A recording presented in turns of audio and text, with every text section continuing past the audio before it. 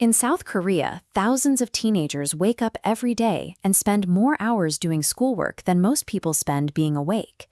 Yet for many, the goal isn't academic mastery, it's the hope of leaving the classroom to join a professional esports team.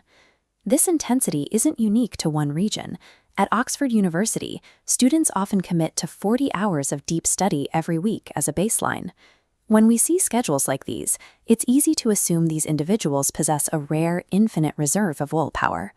Most of us treat motivation like the weather, something that either happens to us or doesn't, which leads to weeks of stalling on a single task. But 30 minutes before a deadline, the same person who couldn't write a sentence suddenly produces a complete essay. This sudden surge of productivity suggests that motivation isn't a prerequisite for work. Instead of waiting for a feeling to arrive, high achievers seem to be using a specific loop to generate it on demand. Productivity functions as a mechanical engine, operating on a strict 4-part feedback loop: work, feeling good, motivation, and more work. But the engine stalls when we wait for a spark at motivation.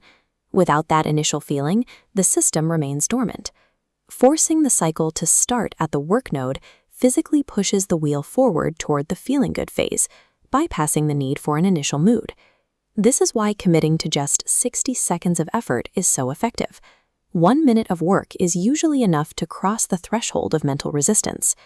Finishing that first minute provides a small sense of accomplishment. That feeling then generates the actual motivation required to tackle the second minute. Once the initial friction is overcome, the focus shifts to maintaining that momentum and increasing the speed of the cycle.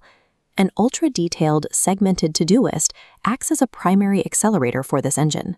A large, vague task like homework is difficult for the brain to process. Splitting it into tiny microtasks provides a clear path for the cycle to follow. Crossing off a microtask sends a positive signal to the brain. This adds a localized burst of motivation to the system, causing the overall cycle to spin faster. You can also manually jumpstart the system by setting artificial time limits. Racing against a clock mimics the pressure of a deadline and forces immediate action. Routine is another powerful tool. By anchoring work sessions to immovable daily habits, like breakfast or a shower, the act of working eventually becomes the path of least resistance. High productivity is the result of continuously managing these feedback loops to keep the brain engaged with the work. No engine runs indefinitely. Eventually, the productivity cycle encounters friction that slows the momentum down. This friction typically comes from tiredness, boredom, anxiety, or external distractions. A smartphone is a primary source of friction. Every notification interrupts the cycle of deep work, forcing you to restart the engine from zero. To maintain momentum, silencing the phone is rarely enough. It often needs to be physically relocated to another room to remove the temptation entirely. When performance anxiety causes the engine to stall, focus on the controllable action of studying rather than the uncontrollable outcome of a grade. Mental staleness can often be cleared by a simple change of location.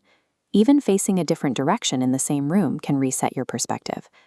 A walk outside serves as a manual reset, allowing the mind to wander naturally and burning off the anxiety that clogs the cycle. You are the mechanic of this engine. Motivation is not a requirement to start the work. It is the reward you earn by doing it.